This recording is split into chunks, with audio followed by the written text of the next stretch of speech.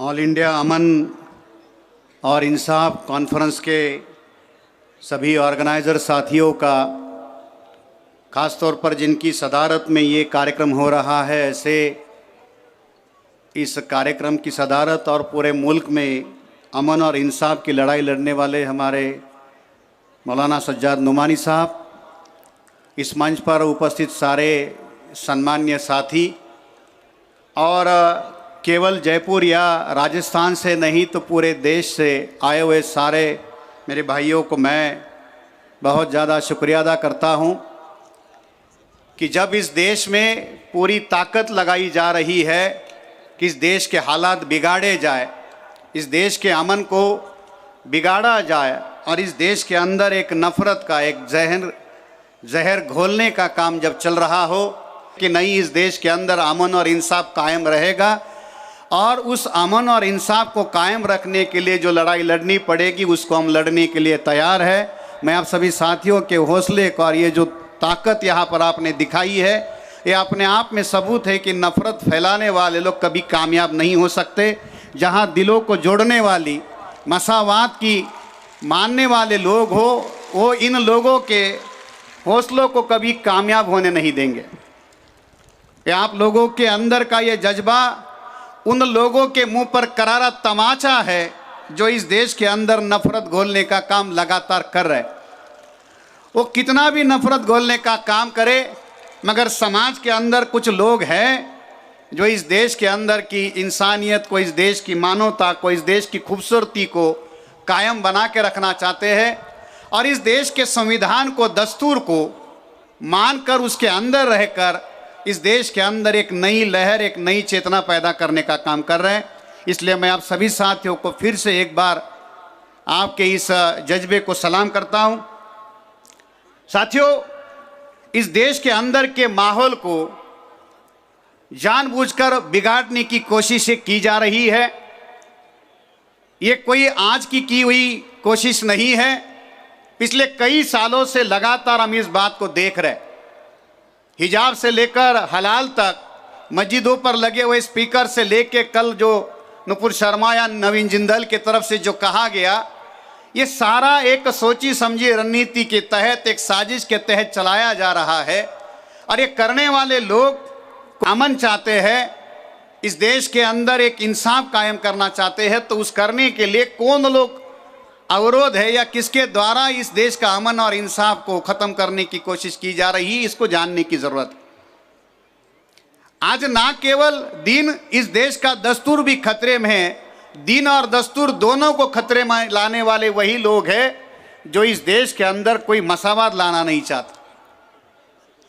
इस कार्यक्रम में जब आया तो शुरुआत कहाँ से करूँ, इस बात की समस्या थी कि कुछ दिनों पहले केवल मूंछ रखने के लिए एक व्यक्ति की हत्या की जाती, उससे शुरू करे, या आज से 7 साल पहले इसी राजस्थान के नागौर जिले में 30 मई 2015 को एक 60 साल के बुजुर्ग आदमी को, अब्दुल कुरैशी जी को अपने ही दुकान के सामने पीट पीट कर मारा जाता है। वहां से शुरू करें।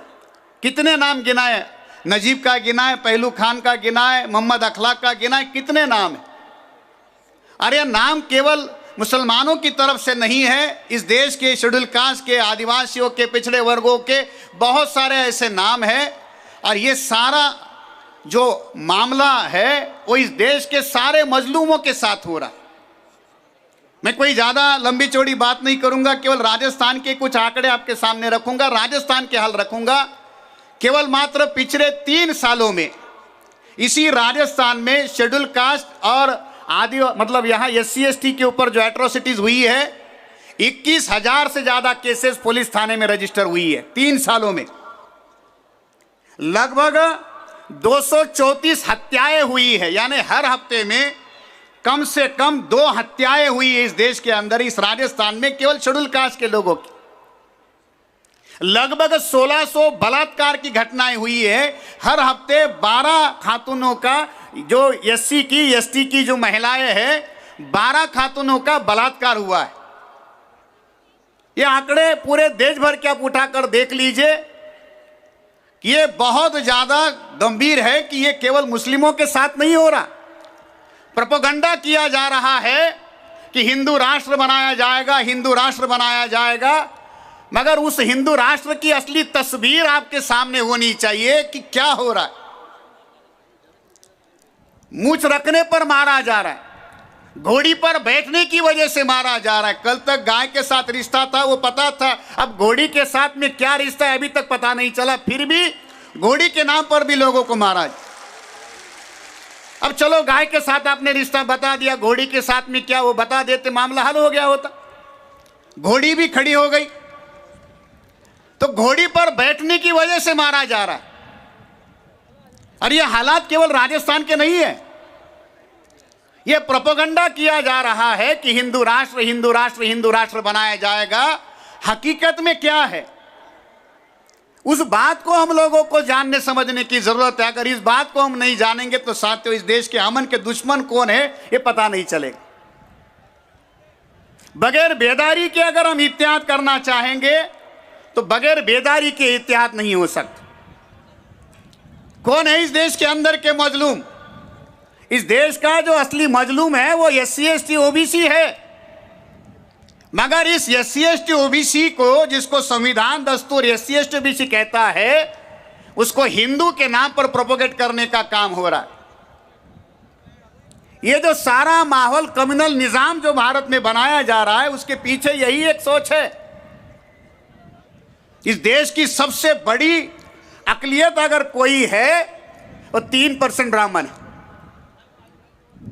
ब्राह्मण संख्या के बलबूते पर कभी भी इस देश के शासक नहीं हो सकते। हिंदू बनने का एकमात्र तरीका उन्होंने ढूंढा है कि इस देश के अंदर फसाद हो। जब भी राइट्स की बात चलती है तब इस देश में राइट्स करवाए जाते, और लगातार उस बात को प्रचार करने के लिए वो कहा जाता है कि हिंदू राष्ट्र बनेगा, हिंदू राष्ट्र बनेगा। क्या है हकीकत? मोदी जी ने दिन रात मेहनत करके इस देश के बैकवर्ड लोगों की SC ST की इतनी ताकत मजबूत करके रखी है कि जो आदमी एक साथ अपने गाड़ी में 2 लीटर पेट्रोल डालने की औकात नहीं रखता, जो आदमी 2 किलो प्याज एक साथ खरीदने की औकात नहीं रखता, वो फेसबुक पर कश्मीर में प्लॉट लेने की पोस्ट डालने में लग गया। जिसकी एक साथ गाड़ी में 2 लीटर पेट्रोल डालने की औकात मोदी ने नहीं रखी। ये बैकवर्ड लोगों को पता नहीं है।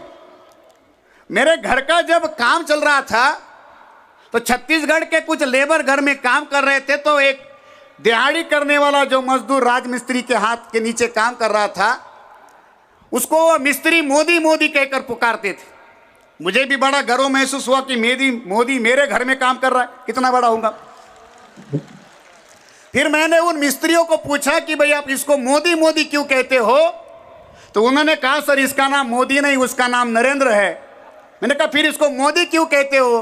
तो उन्होंने कहा अगर इसको मोदी कहे तो खुश होता है, 2-4 घमेले ज्यादा उठा लेता है,